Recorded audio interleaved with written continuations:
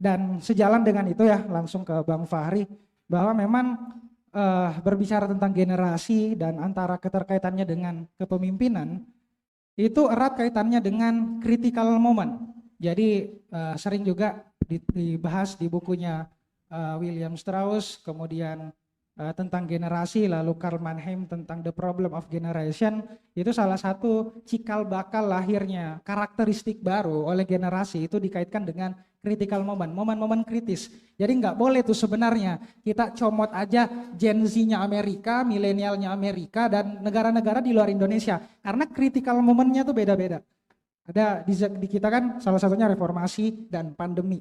Nah, Bang Fahri saya pikir salah satu yang mungkin besar critical momennya ketika saat era reformasi. Nah, boleh dong diceritakan sedikit Bang Fahri ketika melihat gap generasi dan bagaimana Bang Fahri memaknai soal kepemimpinan pada zamannya Bang Fahri. Silakan. Baik, terima kasih. Assalamualaikum warahmatullahi wabarakatuh.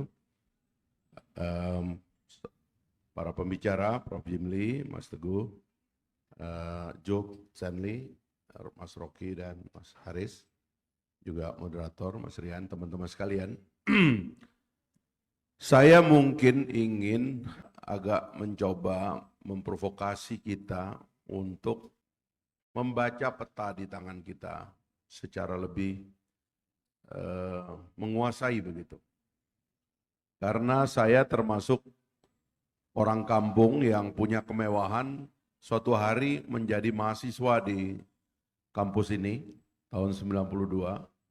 Saya diterima di Fakultas Ekonomi waktu itu.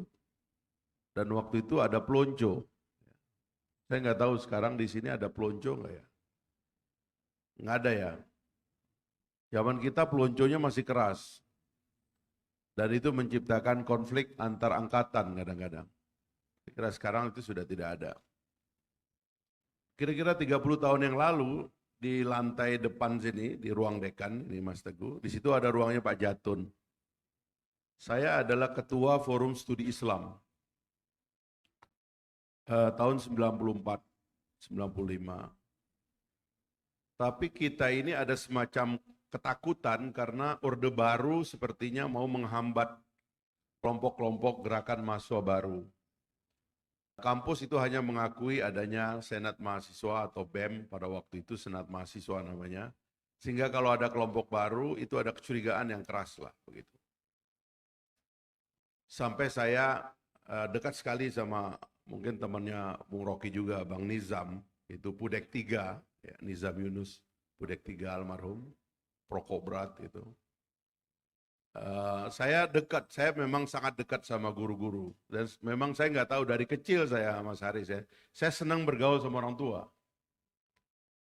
Dan kadang-kadang anak-anak muda yang seusia saya anggap nggak relevan kadang-kadang gitu. Dan saya lampaui. Saya senang bergaul sama orang tua. Prof. Jimli ini termasuk guru saya, jadi saya ke kantor beliau, pernah dikasih kuliah tentang hukum, jadi kalau orang tanya, itu kan lulusannya FPUI kok ngerti hukum, itu salah satunya, saya kuliah malam di rumah Pak Jimli. Jadi saya masuk ke ruangan Pak Jatun setelah ketemu Bang Nizam, Bang kenapa sih lembaga saya nggak diakui, kita nggak dikasih izin berkegiatan, udah lari, gua nggak tahu deh, lu ngomong aja sama Jatun sendiri gitu. Jadi suatu hari saya minta izin sama sekretaris, saya masuk ke ruang Pak Jatun, ngobrol lah, karena saya rutin sebenarnya ngomong Pak Jatun, macam-macam kita omongin. Tapi yang terngiang di kepala saya hari ini tentang kampus ya. Karena Pak Jatun mengatakan begini, Ri, lu bikin aja apa yang lu mau di kampus ini. Di luar sana, Soeharto boleh berkuasa. 95, 94. Di luar sana, Soeharto boleh berkuasa. Tapi di kampus ini kebebasan akademik dan kita lah yang memimpin.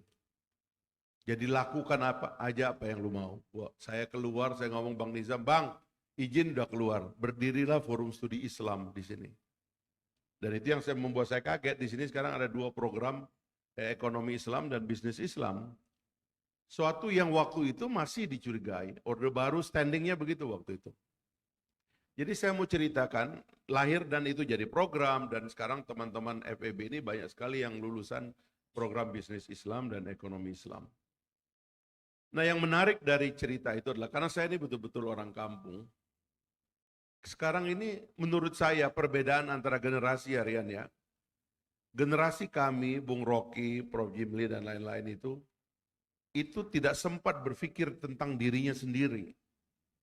Karena ada kekuasaan besar yang bernama negara yang punya pengaruh mutlak kepada kita, sementara kita tidak punya jendela. Tidak ada yang namanya HP, ya. Kalau saya lahir di kampung dulu, itu di kampung saya tidak ada TV, yang ada satu TV hitam putih milik Pak Dokter di puskesmas.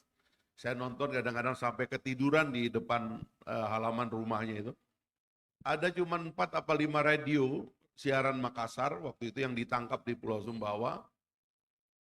Jadi struktur negara lah yang datang kepada kita dengan wibawanya yang luar biasa sehingga nggak ada kesempatan bagi generasi kami memikirkan diri sendiri.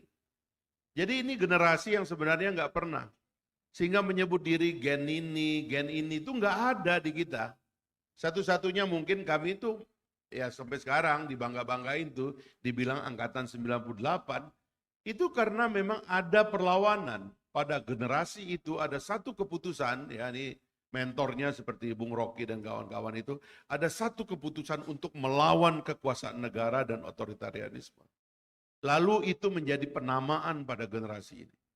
Nah generasi kita atau generasi teman-teman ini memang punya luxury of time untuk memikirkan dirinya sendiri.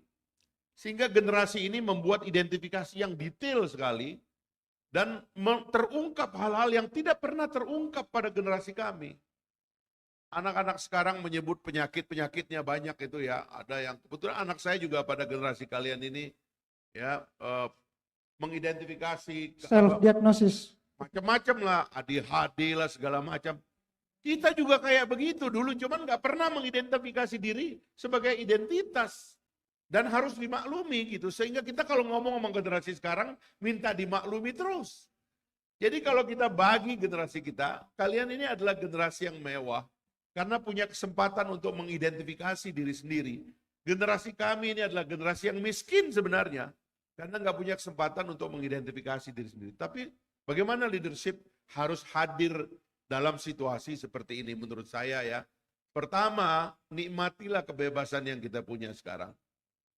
Karena puncak dari kemampuan kita untuk mengeksplor siapa kita adalah kemampuan kita untuk mendefinisikan seluruh tenaga dan kekuatan yang kita miliki. Kita terpukau ada anak muda Indonesia tiba-tiba menggoncang America's Got Talent. Padahal dia nggak bisa melihat namanya Putri Aryani ya. Sampai-sampai orang Amerika maki-maki itu votersnya karena kok malah anjing stoika itu lebih dipilih daripada seorang bersuara emas seperti Putri Aryani dari Indonesia.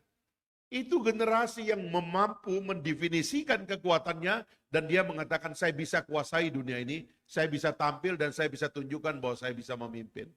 Saya kira teruskan itu, ini generasi kalian memang punya itu. Itu yang generasi kami nggak punya gitu loh. Tapi di atas itu harus ada juga harapan kolektif. Bahwa kita juga merasa bahwa kolektivitas ini perlu dirawat.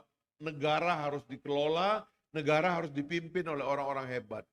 Supaya kemampuannya untuk memahami generasi dan dinamika rakyatnya itu juga menciptakan satu resultante pertumbuhan yang baik di depan. Saya kira itulah kerjaan bersama kita ke depan gitu. Jadi ada PR bagi kalian untuk generasi ini gitu, tapi ada juga PR untuk generasi kita supaya kita sama-sama relevan menghadapi masa depan. Saya kira itu mungkin. Oh, luar biasa. Apa yang disampaikan oleh Bang Fahri ini valid, diafirmasi oleh data dari McKinsey tentang True Gen, bahwa ya generasi kita hari ini itu adalah pengembara identitas. Bahkan sampai hari ini kita malu, nggak takut untuk loncat-loncat mencari jati diri kita yang sebenarnya. Dan di zaman Bang Fahri tadi dijelaskan, nggak ada waktu untuk memikirkan diri sendiri. Mungkin dulu nggak ada tuh istilah kejar passion, nggak ada mungkin ya.